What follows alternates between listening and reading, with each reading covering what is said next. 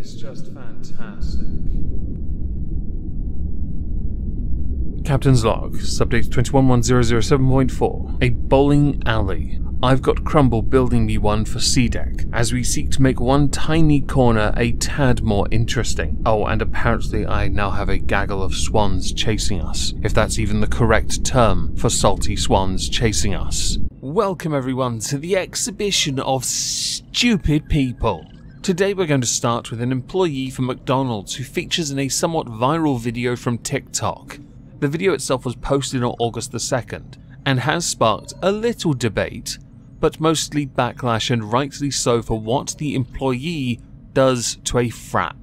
Now granted, I don't consider anything that comes from McDonald's to be actual food, so the fact you're paid an hourly rate of $8.50 means nothing to me, because you're just there to serve trash.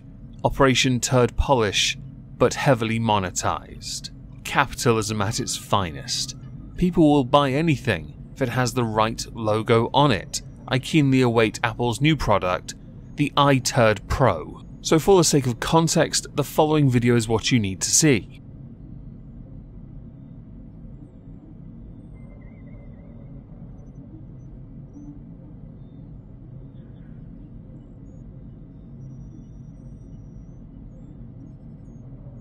So for being given an hourly rate, being young, and being treated like somebody whose job description in fact references you being treated like that, you know, a server, you decide to put sweet and sour sauce on someone's frap.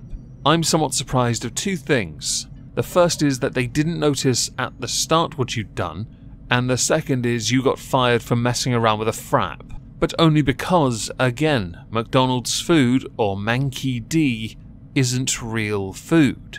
So how any of this offended people enough. But I do want to focus on one detail: the entitlement to act so salty and lash out like that in a video that is now being shared everywhere will undoubtedly harm your ability to get jobs in the future, especially if future employers find out you were fired from McDonald's for putting sweet and sour sauce on a frap. How pathetic. Have you considered perhaps going to Burger King? Or were you doing this the whole time to go there? Now the comments underneath that TikTok seem to be conflicted. Some pointing out that if you're paid to serve food, I'm going to treat you as a server. Others saying that if you're treated badly, I have a right to spit in your food. How about this? You are there to do a job. If the customer's aggy, ignore it and be better than them. It is not difficult. While I agree that people in retail have feelings, and everyone does in every walk of life, mucking about with what they've got only hurts you because you've taken from them, and their business will want to protect their business. Therefore you will be fired because optics. Play smart. Don't be so reactionary. So next I want to talk about an article that I consider to be utterly pointless, and you see these from time to time, the kind of article that solely leeches off someone else's name. And for this we go to the Daily Mail, who've decided that everything that Kylie Jenner does is worthy of the news. Because she's young, she's a mother, she's a billionaire. Her whole family are a success story, either for having monstrous bottoms featuring adult content, being married to Kanye, trying to trademark their own name, or a product which has a name that is derived from a different country entirely. More recently, it has come to light that at the $36.5 million LA mansion of Kylie Jenner, which I think based on cost of living is probably equivalent to a mid-terrace council house in Chelmsford, an overzealous fan went to her house trying to see her, but security would not let this man in, so he decided to ignore security, go around the back, climb over the fence, to try and get her attention with some display of love and passion by setting off fireworks. Fun fact, she wasn't there at the time, and why would she want to see you anyway? For a $36.5 million home, this man's pyrotechnics did $1,200 worth of damages, which, just to give this a little perspective, he would have to do that 30,416 more times to damage the total value of the house. For all we know, he may have just knocked over a rather hobo-ish looking terracotta pot that was sold by Pottery Barn as antique. And much like with the first article we covered, this individual has suffered a consequence as well, because they were arrested before they could cross another barrier into her property, with this 6'4", 240-pound man currently being held on a $20,000 bail. I have a sneaky feeling consequences are going to be the theme for this video. So let's go to another consequence, a rather amusing one, courtesy of a Facebook ad. James Kurtz from Stone County decided to try and offload some car parts, more notably a universal catalytic converter. To do this, he included a picture on a Facebook ad. This picture, as you can see though I've zoomed in, so what's so controversial?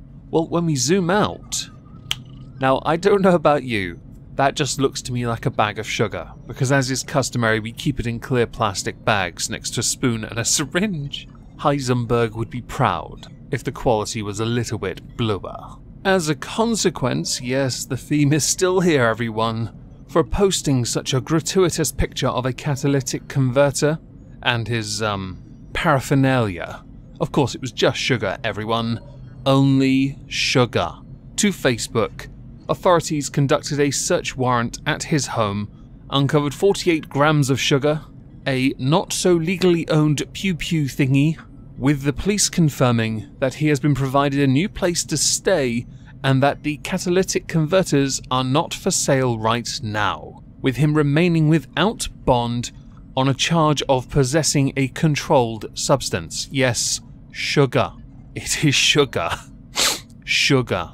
Interestingly, James Kurtz actually has a list of offences from his past, which would include resisting arrest, domestic assault, possession of a controlled substance, and endangering the welfare of a child. Well, he's going to have a lovely time in the halls of injustice if he ever gets found guilty and put in prison. Don't worry, I've got an ISO cube just for him.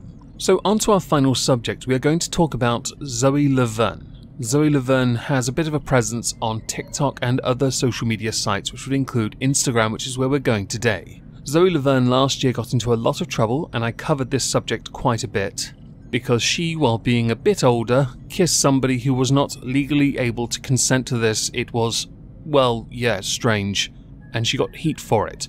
Understandably so. Enough that the parents of the boy, well, they banned them from communicating anymore, and rightly so. Since then, Zoe Laverne, while being quite young herself, got pregnant. Congratulations.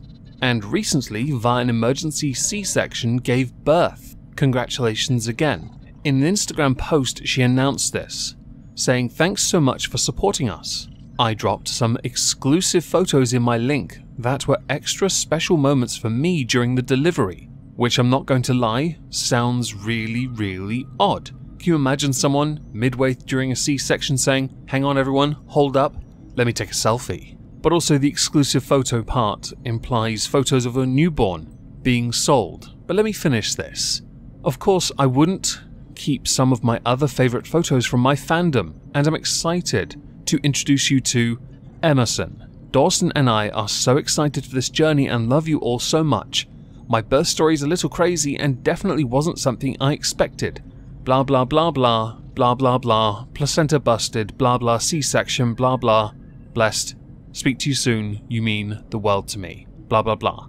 So understandably people have pounced on this by pointing out you are selling pictures which would include your baby, which to many constitutes something that might be a tad immoral and tad illegal. Some have said that these have since been deleted, the posts that is, but as the Instagram post is still up, people can still just see the picture anyway of the child, but seeing the cesarean, not so much.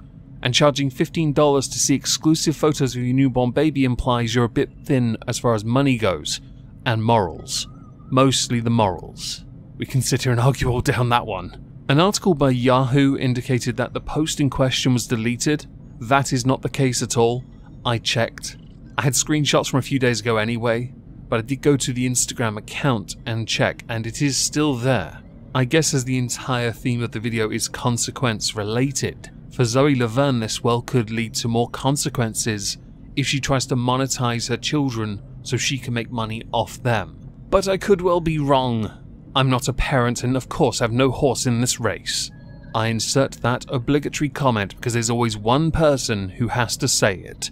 I'm that person this time. You're all welcome. Now, as we're done, I'd like to know what you all think. Please do let me know in the comments down below, drive up the engagement, and if you enjoyed the video, smash the like. If I don't see you on Twitch tonight, I hope you all have a fantastic day, and thank you all very much for listening.